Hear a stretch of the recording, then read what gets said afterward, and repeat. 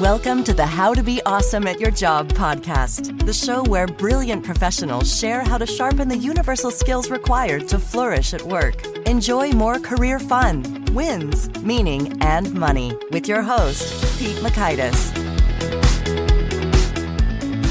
Hello and welcome to episode 879 with Bill Schaninger. Bill has a wealth of insight from the lofty levels of McKinsey partnership to down in the trenches to what middle management truly means.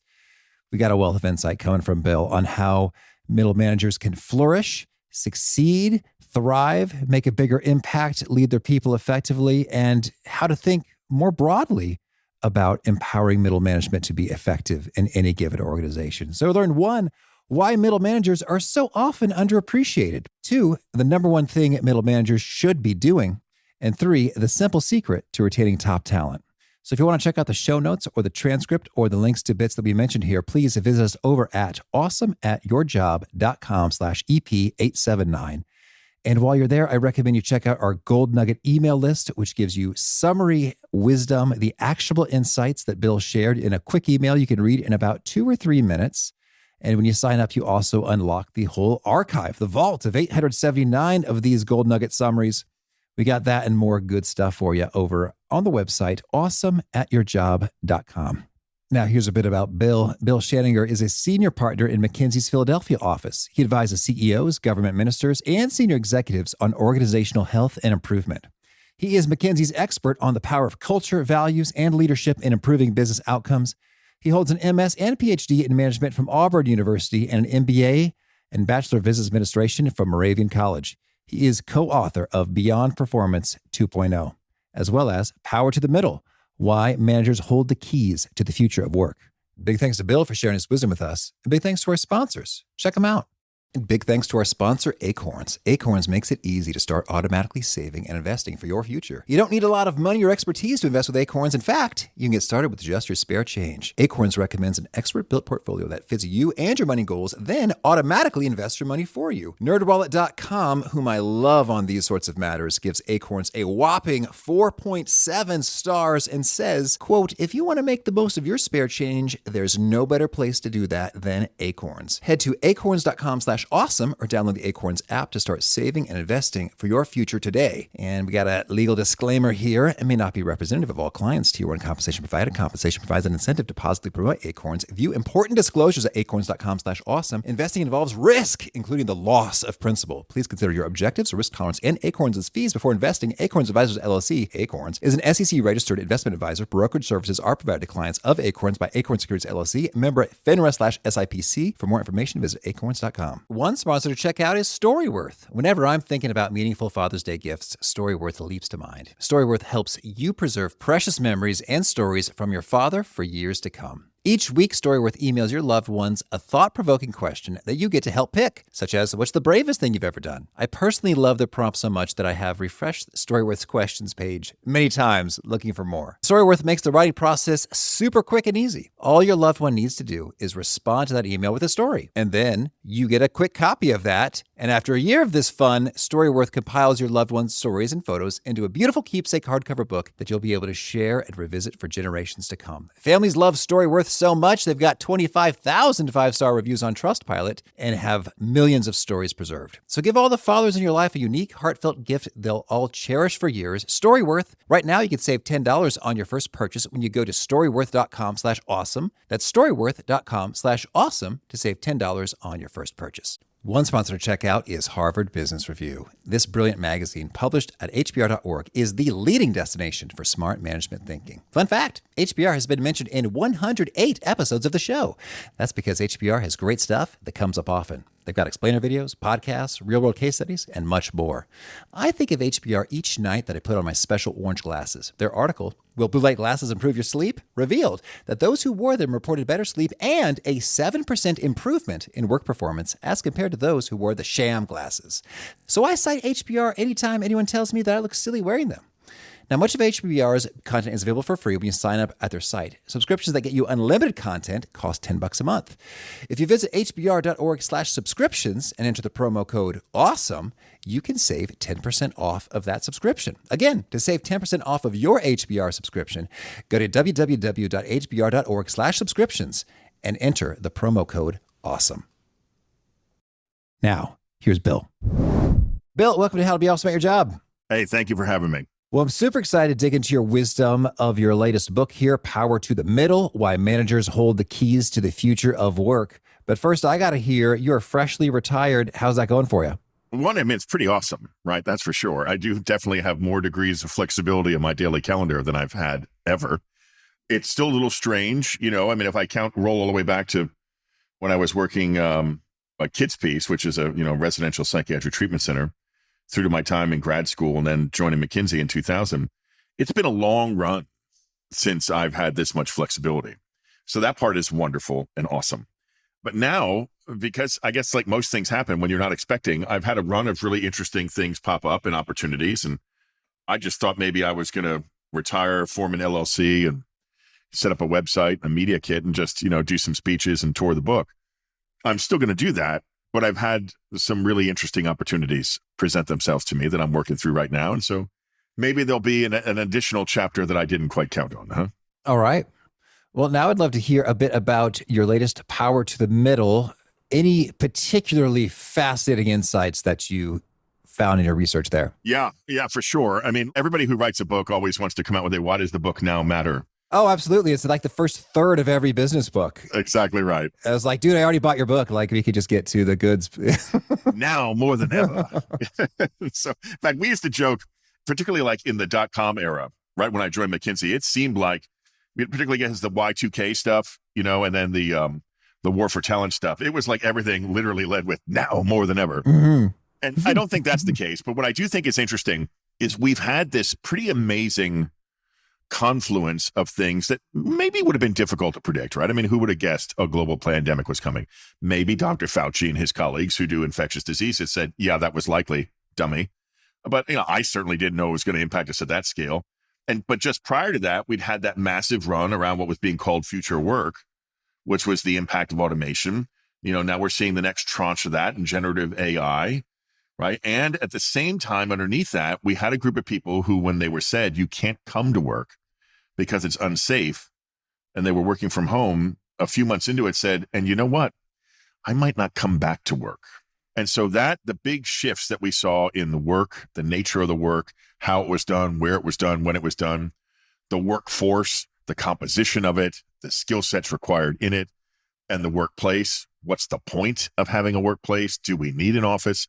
All those things have come around and come right to the fore here in the last 18 months. And so, I mean, the good news is we know the answer to a lot of it is the role of the middle manager. That is the good news. Who knows how the work is changing and what's going to go back to how it was and what's always going to be different going forward? Probably the manager responsible for the work getting done. Who's going to know what workers can do and what kind of flexibility we have and where they just need to be redeployed or upskilled? Probably the manager who those people work for. Who creates an environment that people actually want to come back to and actually want to feel part of? It's real attractive. Again, probably the people leaders, who are there. So that's the good news. We know the answer. The bad news, we have systemically beaten these roles up, made them a source of derision and mockery, and signaled to them that their job is actually administrivia and bureaucracy and meetings, and not the very thing we desperately need them to do, which is be good leaders. And so that's the conundrum. We know the answer, but we also know the answer is the problem. And so a good portion of this book is saying, how do we really dig back into the nature of these roles, the people in these roles, and how we give them a fighting chance to be successful? Okay, understood. Well, so I'd love to get a sense for the mockery. Tell us, paint a picture there.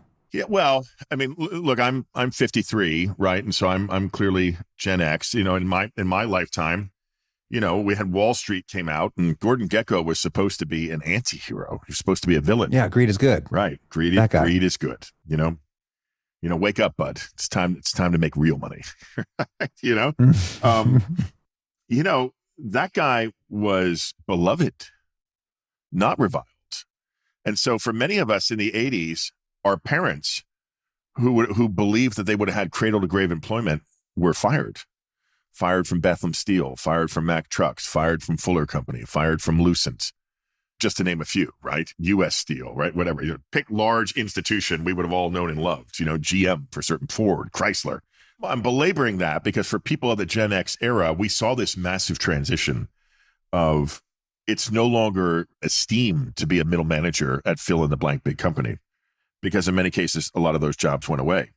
And then you ran that through the 90s was the run up of, now it's going to be Y2K and the dot-com era and the fixation on A talent. And the people in the middle were treated almost as a disembodied member of the machine.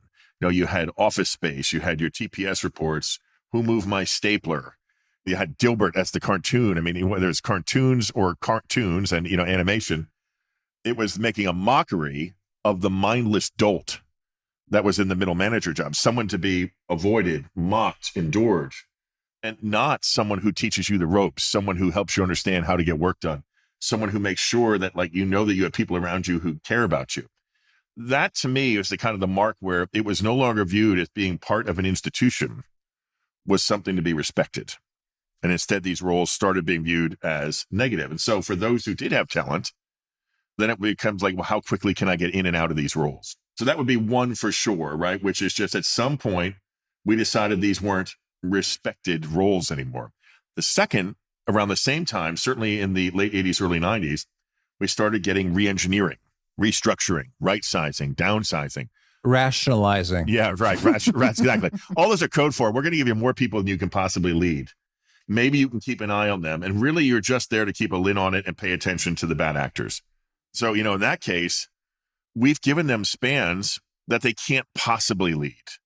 And the idea of 6 by 6, and with apologies to my former competitors, I'm sorry, that is absurd to think that every leadership job can magically have this many number of direct reports as some kind of axiom. It doesn't work that way. Yeah, so 6 by 6 means each manager would have 6 direct reports, and there's 6 layers between the CEO and the frontline person. Right.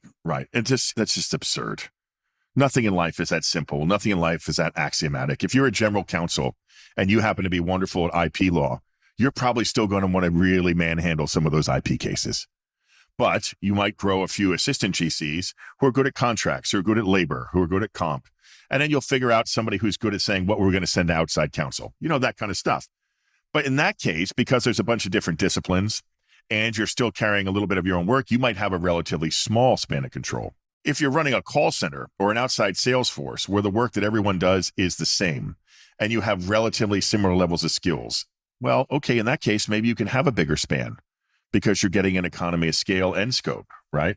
And it's just saying that the nature of the work, the nature of the unit, the nature of what the leader does themselves should drive span.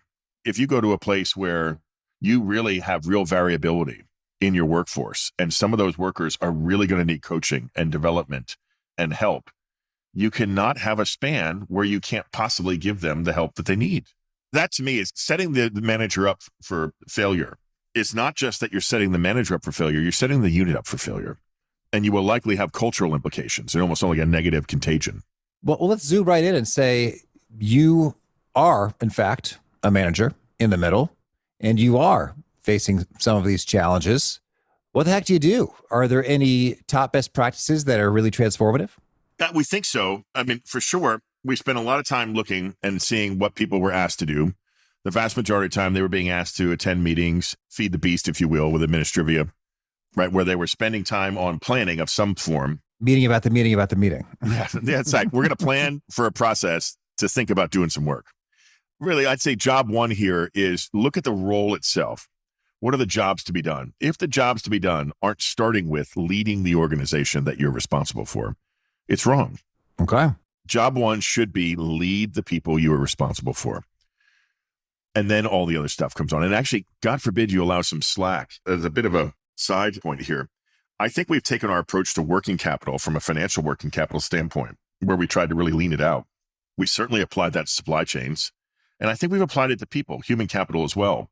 We're like, if a unit sends someone to training, everybody else has got to pick up slack. God forbid someone gets sick or has a baby or has something that was unexpected happen in their life. The unit runs down complement. We've just gone through COVID, where in many cases, people were used to running at a 65, 70, 75% complement, not the full stack. That means it's been a long time since we actually had a full complement of employees that allowed people to do things like get trained, not be as productive as they might be because they're brand new. And so it ends up creating a situation where managers are like, I can only have people who are experienced, who can hit the ground running and magically are perfectly performing from day one. That never happens. It disappoints everyone, and everyone's under stress from the get because they're struggling just to keep their nose above water. Yeah, that is so true. And in a way, kind of tragic for, not to globalize too much, but I'll just say it, humanity, right? Like, I mean, in terms of like what we as a species are capable of is severely diminished if there's an attitude of, I don't want to do any investing in the people to make them better and capable. I want them fully formed and ready to go. One, yeah, good luck. There's a very limited supply of such people. And two, it's the aggregate learning growth development for workers as a whole is severely diminished. And that's just a bummer. Oh, 100%. Think about the human condition at work where you're supposed to know everything immediately. No, it's just not how it works. I mean, so much of our time has been you become aware of something, you learn about it, it's broken up into constituent pieces, you get to practice it a little bit, right? Like the actual idea of developing a skill. What happened to that? Yeah. What happened to somebody who was decent standing behind you, hand on the shoulder, saying, hey, okay, we're going to push it here a little bit, but we're not going to let you run off the cliff, all right? Yeah, we're going to challenge you, but we're going to make sure you're okay. That sort of stuff requires time and attention and should be job one. So you said the first thing we do, job one, do your job, lead. Well, I want to dig deep in. So that's job one, and it's often not done. Some folks may not actually have a clear picture of what constitutes leading the people. So lay it on us, Bill. What does that consist of? Well, I think the next one then for sure is look at the work that everyone's doing that's in your charge. If you were to take the job and break it down into its activity level, automation eliminates very few jobs in their entirety. Yes. Automation does, however, eliminate or could eliminate a lot of tasks. So if you were doing old school cost cutting, what's the first thing you'd look at? Demand reduction. Can't we look at all the work and say, well, let's just turn down the volume? Maybe. Could we look at some of the activities and just stop doing it? Maybe. Could we tech automate it? Maybe. Could we reduce variability by not allowing everyone to have their own forms and their own time of the month, get to a more of a vanilla standard? Maybe. Okay, so when you do all those maybes, you find out what still needs to be done, and then you give what should be done to technology, or you give what should be done to automation, or maybe even somehow to a vendor who can just, offshore it or nearshore it and do it for you. You will still have something left. The ability to pull a job apart into its activity pieces, its task components, automate, reduce variability, reduce volume, you have what's left, put that back together. Now you look at it and say, okay, is that enough? Is that enough to be a meaningful job? Could people see the purpose of that job, how it fits in with the overall purpose? Can we bolt some things onto it and make a new and more interesting and exciting job that also happens to line up with what our employees want to do? That idea, instead of just being a job eliminator, but a job reimaginer, huge idea and a huge skill. And the person best suited to do it is the manager. That's right, because you got to be pretty up close to see what is happening here. Right in the weeds. You got to be in the mud with them. You know what I mean? That's true. And I think about, hey, I've got a team supported by podcasts, and they're great. Thank you, team. And there are times we go into it, it's like, all right, straight up, there was a paper shuffle there on minute 8 and 20 seconds in. What are the options do we have available to eliminate? And then sure enough, that sparks some things like, oh, I guess there's $1,000 piece of software that can make that easier. But when we do it hundreds or thousands of times, that becomes well worth it in terms of the time that we're saving. Great. And so it'd be quite possible to be completely unaware of that forever. Like no one's going to probably mention it. And yet that makes a world of difference. So I'd love it, Bill, if you could give us an example of, okay, here's an example of a job, a manager, and a deconstruction, and then a reconstruction, Yep. and how that can look, sound, feel, and practice. Well, just look at someone who, let's say, produces reports, like classic FP&A, financial performance analysis. All right. So we're like budgeting and how do we do on the budget? Yeah. And particularly at the end of the month, we're going to close the month, right? All right. Say, okay, first one is, are we asking people to go out and get 10 different streams of data coming in? Or can that be hardwired? It just comes in. You don't need to pull it. It's pushed in. That would be one. You'd say, okay, the format. Are we going to go to a consistent format? and or have it set up with a data scientist to do any transforms you need to get into a common format. That would be 2. Then the forms and reports that are put out, we're going to have one version or multiple versions. Are we going to allow people to call for mid-month data? No, I'd like mine on the 21st. I'd like mine on the 15th. Or will we go to a common model? Right? What about the analyses on variance that we're going to run on it? Are we going to control for the same factors, control for just the business? Just basic things like that, all of which is like, how often does it happen? To what standard? How many people have to be involved? How much can be automated and made push? And how much is it just actually it also become a little bit of self-serve? So that answers all the reporting questions. And we have that happen time and again, particularly when you're looking at the effectiveness and efficiency of a finance unit. But what if you were to say, well, what about actual analysis? What explains variability across units? What explains variability across customer segments or product groups? Well, no, that's pretty cool, right? That's actual setting out a question. Why do we make more in one region than another? I was doing some really neat work with a fast food joint that we'd all know. Okay. And they had all these interesting pulls of data, and it was, we were sitting around with managers and store managers and going, we said, we think that the GM matters. Okay, we have 50 stores here that signed up to be guinea pigs. Let's look. Hey, look at that. Actually, up to about 18 months, it seems to tail off on the impact. Okay, so what have we learned? We learned that it's really important in an important environment to have those managers learning for the first 18 months, 2 years. After that, kind of flat. What about hiring? Vacancies are a real problem. Got it. What about hiring part 2? Stars. But you know what? You need at least 1 star on every shift. You don't load them up for certain shifts and leave other shifts exposed. Length of shift. Actually, we used to think that we were doing people a solid by having them work 8-10 hour shifts so they could avoid the trips in on the bus. But we're seeing here, anytime somebody works more than 4 hours, they start making some mistakes. And after 6 hours, they make a huge number of mistakes. Now, why am I belaboring that? That was a group of managers who ran stores sitting there. And instead of just being like protectors of the status quo or guardians of the data that nobody get access to, first they started with, how can we routinize and get rid of all the nonsense and bureaucracy around reporting so we could spend our time exploring and understanding variability and performance, because who would know it better than us? And that to me was a big shift, right? Where you could get managers. They didn't have to be data scientists. They didn't have to be data engineers, but they needed to know enough about the system of production, of performance, of activity, and say, well, how could we understand the differences there? Bill, you're really bringing me some flashbacks here. I'm thinking of a little 25-year-old Pete Makaitis, senior associate consultant at Bain. And much of our job was, let's just get all the data to finally start making some sense, as opposed to, oh, you can't trust that because of this. You can't trust that because of this. Oh, you got to clean it, make it a flat file. Oh, well, you got to cross-reference that. We got to exclude this. So it's like all this stuff. The scourge of the flat file. I remember once saying to someone, if you just let us run OrgLab, here's what you're going to get. We're going to tell you exactly the size, shape, and cost of your organization.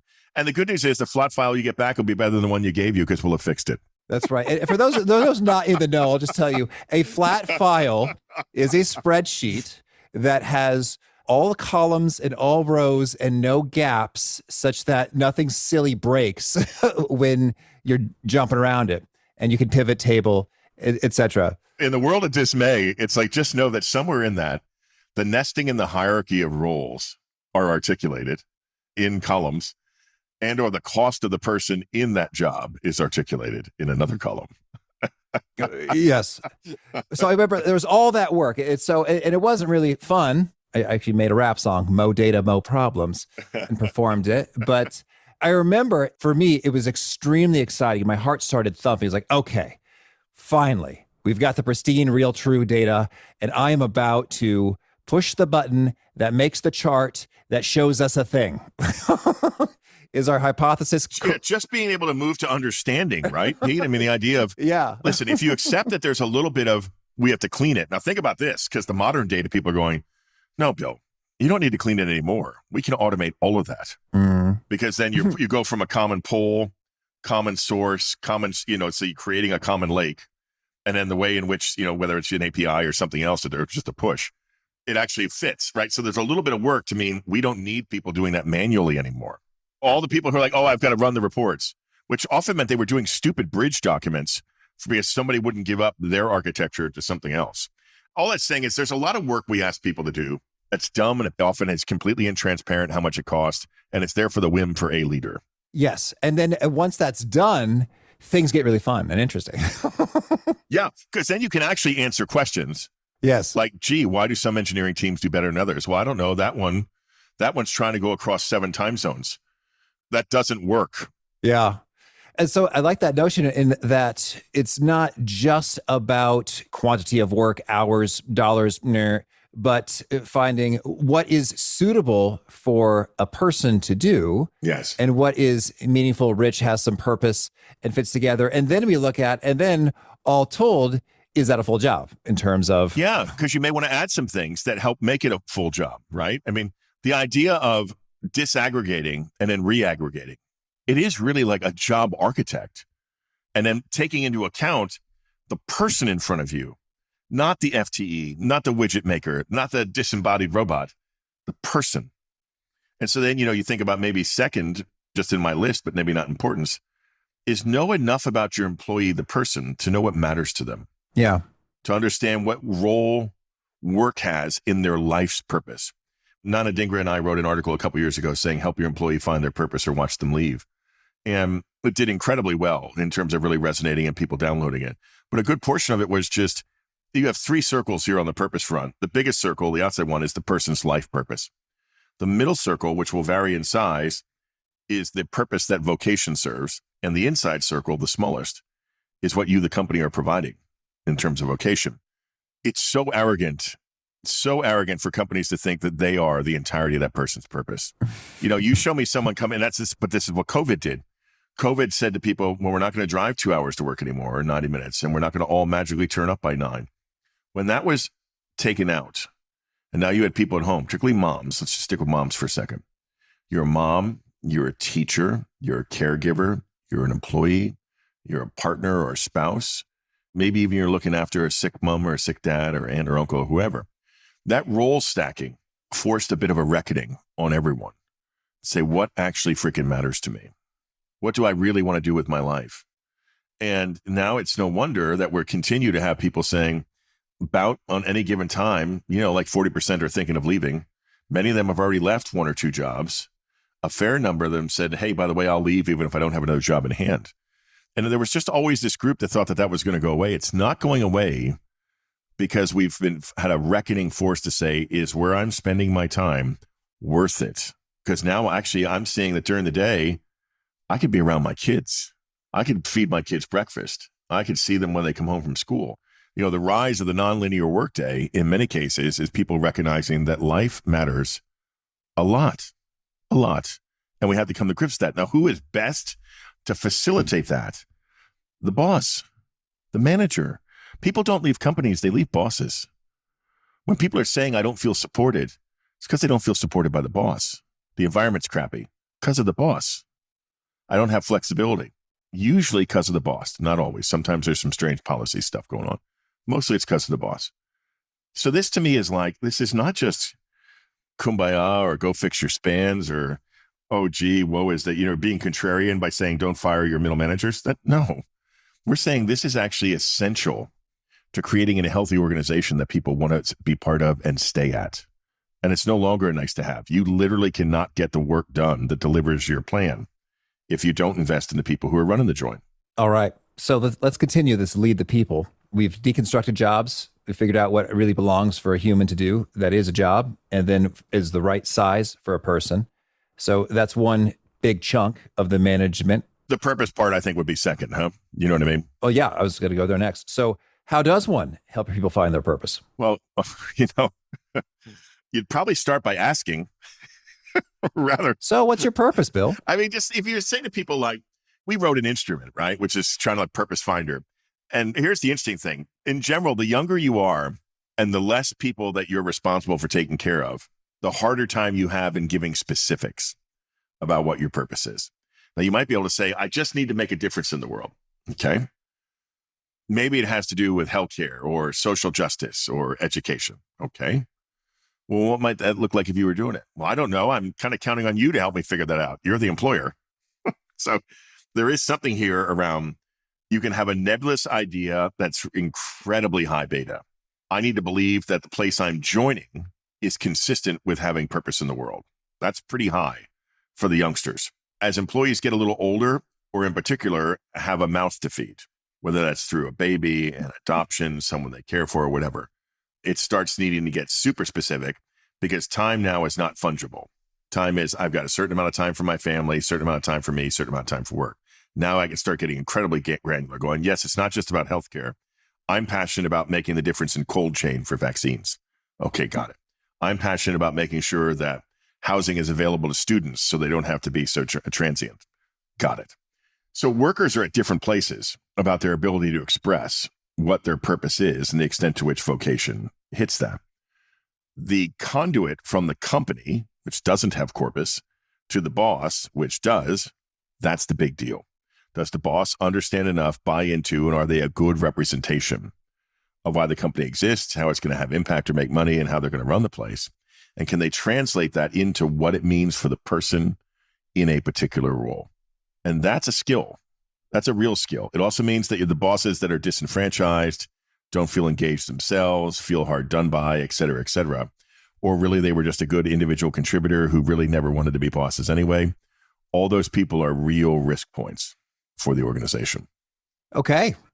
Well, that's good stuff. That makes sense? I got you. Yeah. And I'm curious, are there any particular practices you endorse with regard to one-on-ones, check-ins, et cetera? 100%. I mean, look, I think a lot of bosses have been raised, and I think COVID really gave us some real practice and, let's say, agita about this. At a point at which you saw more and more employees raising their hands saying, I'm depressed, I'm anxious, I'm struggling with alcohol or drug use, I'm just really lonely. Some leaders naturally were more about the human condition. I'm just going to look out after this person. I worry about them because I care about the person. Others like, ooh, I can't talk about that. I'm the boss. HR has told me I shouldn't ask about mental health. There was something here saying, not playing like you're a psychiatrist, not offering psychiatric advice, but just caring for one human to a next. I think that came much higher on the list of job 1, 2, or 3, huh? Show the employee that they matter as a person first and employee second. If you do that, if the person standing in front of you knows that you care about them, then the question, hey, what really matters to you about this, right? Everybody has choice. Everybody decides where they're going to go to work, right? What matters to you? What are you trying to get done here? For some people, it's as simple as, I love my family. I want to be interested in what I'm doing, but I'm paying bills here, right? Job one for me is being a provider. Got it. Other people might be, it's not just enough to make a check. I need to make a difference in the community I live in. I'm from here. I grew up here. I want to do whatever. You just ask and prime the pump a little bit. And more often than not, you will get way more than you can work with. But once you know it, the mere act of asking gets you credit. And then being thoughtful to work with the person and say, well, you can reframe what we ask you to do. And you can see how that's really pretty consistent with what matters to you. Yeah. Okay, well, that helps, right? But I mean, it requires time. You know who can't do that? People who are on the phone and on Zooms 12 hours a day. That's true. That's true. All right, Bill, so much good stuff. I wanted to also get your take on office politics sorts of things. Yes. This is unpleasant for many people in the middle, and yet it seems that it's pretty necessary to do well in order to flourish in many environments. How do we think about this? It sucks. Yeah. That's the technical term. Okay. No, I mean, listen, politics or the nature of politics exists anytime there's more than one human doing something. 2 people, one's trying to influence the other. 3 people, there's a power dynamic that's shifting between the 3, right? You know, you get any groups of people, there will be a political environment just by the mere nature of classic social and psychosocial behavior. So that's going to happen. As soon as you accept that, oh, it should be eradicated, that's absurd. It's not how it works. There's always influencing, particularly non-power-based, right? Influencing. Given that, though, leaders who are trying, what people are really saying is, I'm trying to figure out how it works around here.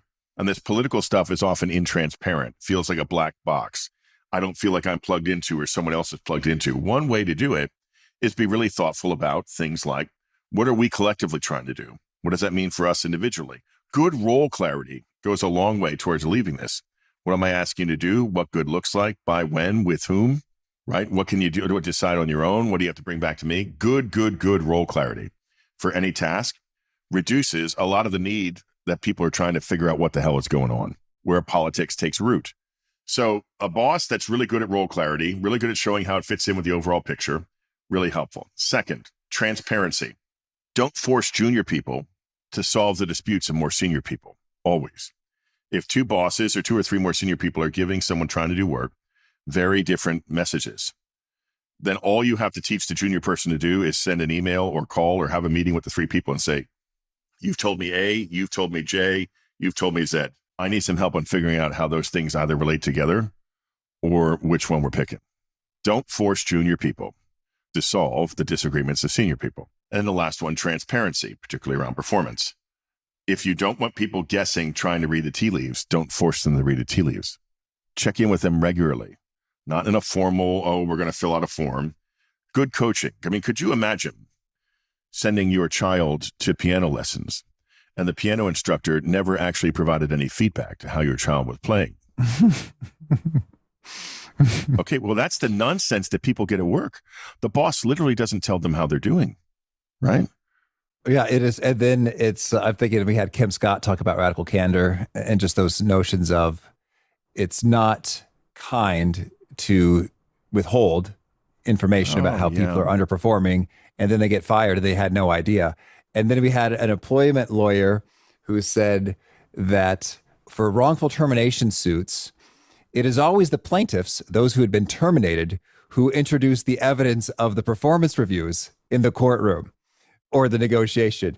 It is never on the other side. No. It's sort of like, well, according to all these official reports, it says I met expectations every 6 months, time after time after time. I mean, if you imagine, if you just said to people, long ago when I was at the residential psychiatric treatment center and I was, had a team, I don't know, of 6, 7, or 8, I would keep little 3x5 cards for each employee. And I would jot things down, pros and cons that I wanted to make sure I signed. And each week we'd chat and I go, hey, that was great. That was great. That was great. This is coming. Can we work on this? How are you doing on X? Right? Whatever.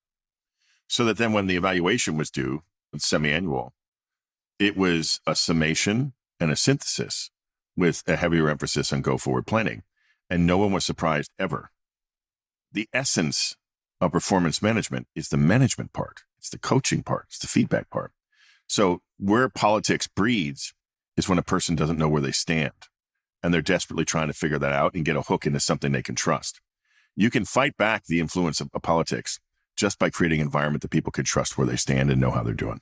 Yeah, that makes sense. I've got a clear role, and it doesn't mean if someone is doing something, it doesn't mean I've lost standing or I've gained standing. It's like, no, that's just what they do. Yeah, exactly right. And this is just what I do. Okay. And then I know how well I'm doing. And so there we go. No need to worry. We'll just keep on trucking. Yeah, you got it. All right. Well, Bill, tell me anything else you want to make sure to mention before we shift gears and hear about some of your favorite things. I just think maybe one of the most important things to remember always, because there's, particularly out of the tech sector, but other places, you see this run of things. Oh, no one needs managers. Let's fire all the managers. What a load of crap. Give me a break. If you put 15 really well-intended people in a room, but you didn't let them know what the other 15 people were doing, and you say, hey, we'd like to get from, New York to LA, go. You're not getting the same answers from those 15 people. You're not. Why would you think that in an exercise that requires cohesion, collaboration, coordination, maybe some consistency, why would you think that they didn't need to be led? This idea of, if people are smart, they're well-intended. No. You know who says that? People who really want to be their own boss. Great. Go be a vendor. If you're going to join an organization and subordinate your own needs to something of a greater good, the greater good has to take primacy. That's the whole point of joining something. You're intentionally doing it, and that needs to be led, or you don't deliver on it. Honestly, I'm pretty aggressive in my rebuke of that, because I think that sounds like people who really want the freedom of the gig economy, particularly that we saw in tech, and someone else's capital to play with. I don't think you get both. Okay. Well, now could you share with us a favorite quote, something you find inspiring? It's from the song Free Will. If you choose not to decide, you still made a choice. Like Geddy Lee, he's a poet. But the idea, so much at work, is everyone knows everything. Everyone knows who's struggling. Everyone knows who's a bad boss. Everyone knows clients that really aren't worth serving. And so many people just kick the can down the road. They'll speak about it in hushed tones, but they won't actually raise it. Now, I'm not sure about the rhetoric around, radical candor, but I do think candor, that helps. calling it like you see it, that helps. I mean, so much of our risk and our approaches to risk counts on the first line of defense, which is people. When that's not working, when no one actually bothers to tell you what's going on. And the decision to not tell someone is a choice. And I think those things come back and bite us all the time. So for me, if you choose not to decide, you've still made a choice. Holding back information ought to be treated as anything else. It's still a choice, and it ought to have consequences, I might add. Okay. And a favorite study or experiment or bit of research? I was just thinking of the prison experiments the other day. Even at the times where they've tried to replicate it and they've had varying degrees of success or whatever, people taking on role identity, people assuming role identity, the importance of the cultural contagion. Many, many people, they really just want to be part of something bigger. They want to be part of a group. They want to belong. They want to have affinity. But once they're in that group, if not managed well, the normative influence of that group, the culture, may take you in a place that's not great. And so I think for leaders, the most important thing you can do is help shape, not just by talking about it, but by behaving that way, by reinforcing it, by looking at who you pick to be leaders themselves. What does it mean to be us, right? What really matters? And I think there you can count on the fact that the powerful nature of a group and the need to belong can be an incredible force for good or a force for bad.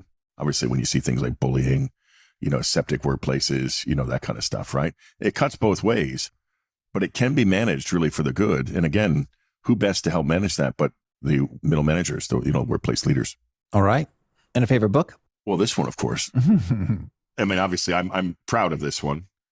For a long time, a lot just because of where I've grown up here in the Lehigh Valley, that people who worked their whole lives and really invested in a company and wanted just to do a good job of leading people and leading from the middle, I feel like they've been given short shrift. But if you look at things like principals, people who run medical centers, doctors, there are these roles that just matter so much in our daily lives. People who run the DMV center, right? These are middle managers by definition.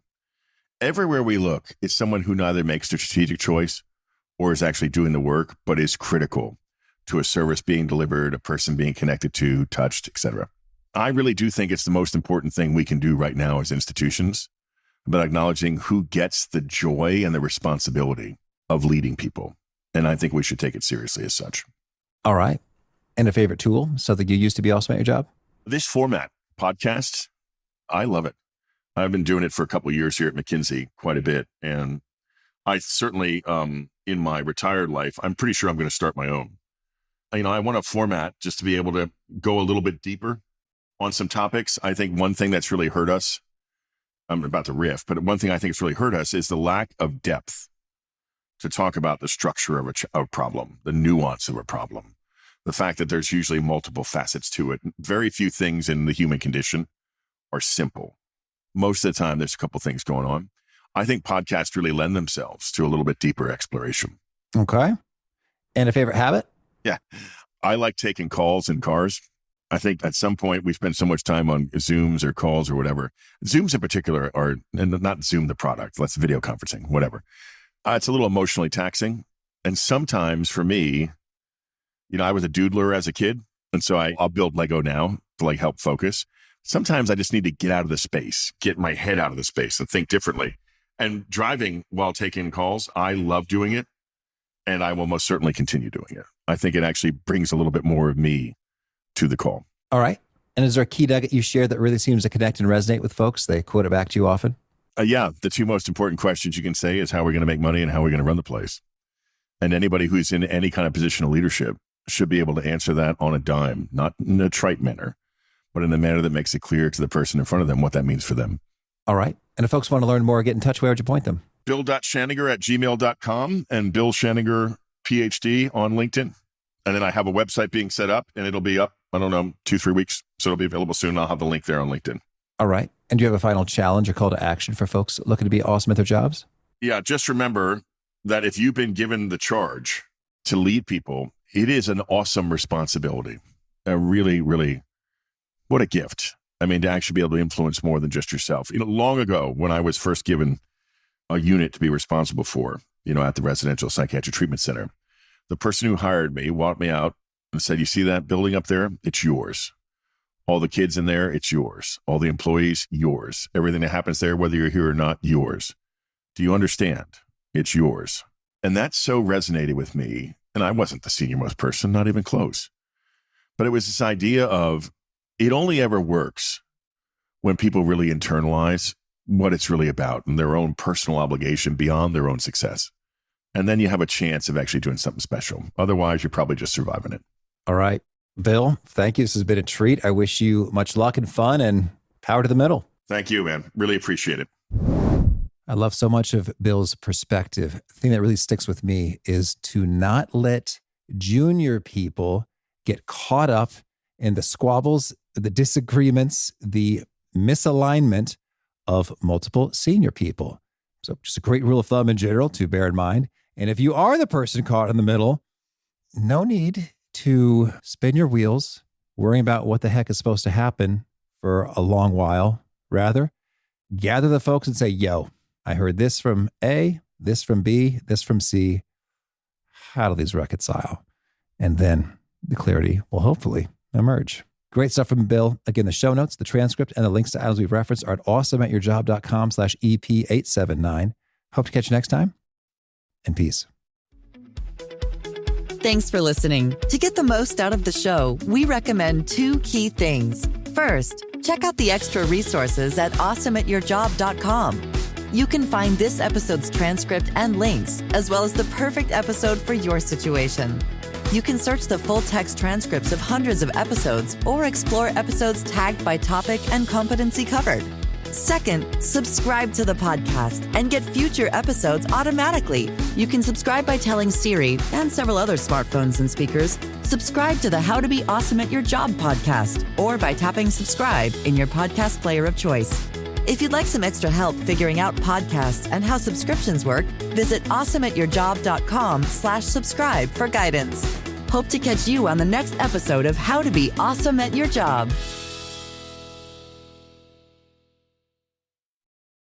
Look around. You can find cars like these on AutoTrader, like that car right in your tail. Or if you're tailgating right now, all those cars doubling as kitchens and living rooms are on AutoTrader too. Are you working out and listening to this ad at the same time?